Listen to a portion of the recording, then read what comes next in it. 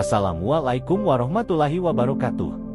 Pada kesempatan ini, penulis akan memaparkan sedikit materi mengenai pentingnya sosialisasi pemilu. Semoga ada ilmu dan manfaat yang bisa kita dapatkan.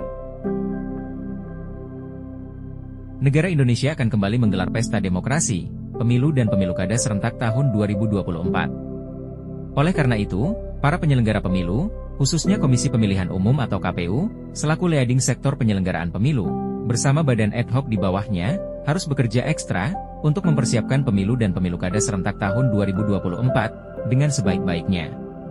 Berikut badan ad hoc di bawah KPU.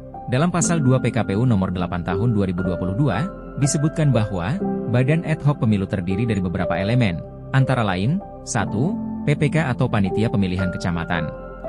Panitia ini bertugas melaksanakan semua tahapan penyelenggaraan pemilu di tingkat kecamatan, sesuai dengan ketetapan dari KPU Provinsi, dan KPU Kabupaten atau Kota. 2. Panitia Pemungutan Suara atau PPS. PPS bertugas menyelenggarakan pemilu dan pemilihan di tingkat kelurahan atau desa. 3. Kelompok Penyelenggara Pemungutan Suara, atau KPPS. KPPS merupakan kelompok yang dibentuk oleh PPS, untuk melaksanakan pemungutan dan penghitungan suara di tempat pemungutan suara, atau TPS. 4. Petugas Pemutakhiran Data Pemilih. Pantarli bertugas membantu melaksanakan pemutakhiran data pemilih untuk pemilu. Adapun badan ad hoc KPU di luar negeri adalah sebagai berikut. 1. Panitia Pemilihan Luar Negeri, atau PPLN. 2. Kelompok Penyelenggara Pemungutan Suara Luar Negeri, atau KPPSLN. 3. Pantarli Luar Negeri.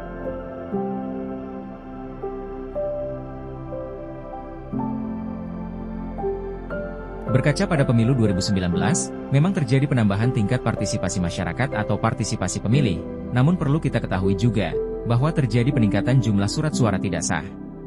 Tentunya hal ini harus dilakukan analisis dan evaluasi kembali. Berikut data suara tidak sah yang terjadi di beberapa pemilu sebelumnya, dapat kita lihat pada tabel berikut, mulai dari pemilu tahun 1999, sampai pemilu tahun 2019. Selalu terjadi penambahan jumlah suara tidak sah. Tentunya harus dilakukan evaluasi untuk mengetahui penyebabnya.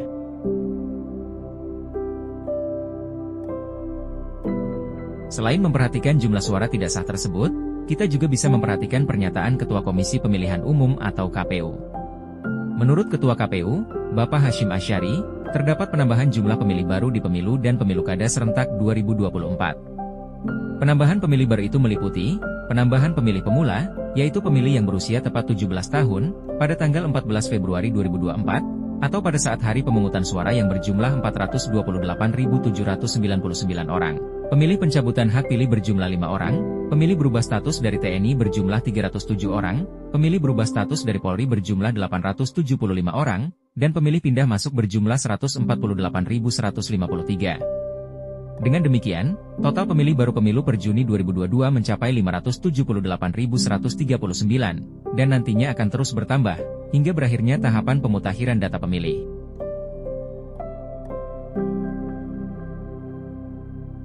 Berdasarkan analisis dan evaluasi yang kami lakukan, sebagai masyarakat yang aktif memperhatikan kegiatan pemilu, dan juga sebagai penyelenggara, kami menyimpulkan bahwa partisipasi pemilih dan tingginya suara tidak sah disebabkan oleh beberapa faktor diantaranya. 1. Beban kerja badan ad hoc KPU, yakni PPK, PPS dan KPPS yang berat. Dengan banyaknya kertas surat suara yang minim sosialisasi.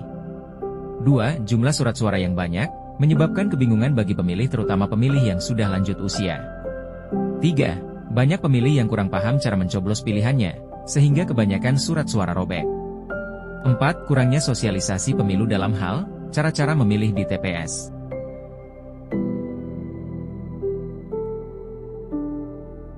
Dari beberapa faktor tersebut, penulis menyimpulkan bahwa sosialisasi pemilu menjadi faktor penting dan utama untuk meningkatkan partisipasi pemilu, dan mengurangi angka suara tidak sah. Oleh karena itu, KPU harus mengatur dan merevisi lagi soal anggaran dan waktu sosialisasi pemilu. Menurut kami diperlukan waktu yang cukup untuk melakukan sosialisasi pemilu mulai dari tahapan awal, sampai tahapan pemungutan suara di TPS. Sosialisasi yang terjadi saat ini lebih masif dilakukan di media-media cetak dan elektronik, seharusnya lebih banyak dilakukan di tiap-tiap desa dengan menghadirkan partisipasi warga yang cukup, dengan sosialisasi yang betul-betul mengenai target dan tujuan. Selain itu juga, Perlu adanya revisi dan evaluasi tentang penyederhanaan kertas surat suara pemilu, agar lebih memudahkan pemilih. Salam pemilu cerdas. Terima kasih sudah mendengarkan. Jangan lupa like, komen, dan subscribe. Wassalamualaikum warahmatullahi wabarakatuh. Sehat selalu.